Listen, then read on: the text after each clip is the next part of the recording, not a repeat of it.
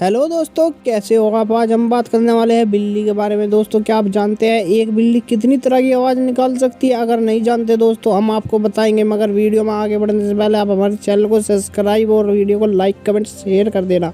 दोस्तों, हम आपको बता दें एक बिल्ली 100 से ज़्यादा अधिक आवाज़ निकाल सकती है। जी हाँ दोस्तों, आपने सही सुना, एक बिल्ली 100 से अधिक ज़्यादा आवाज़ निकाल सकती है। बिल्ली जितनी ज़्यादा प्यारी आवाज़ निकालती है दोस्तों, उससे कई गुना ज़्यादा भयानक भी आवाज़ निकालती है। आपने भूतिया मूवी में रात के समय बोलती हुई बिल्ली को तो सुना ही होगा दोस्तों। इसी तरह ये रियल में भी आवाज़ें निकालती है। तो दोस्तों, यह वीडियो आपको कैसा लगा हमें ज़रूर बताना, और आज की वीडियो में बस इतना ही। मिलते हैं आपको अगली वीडियो में।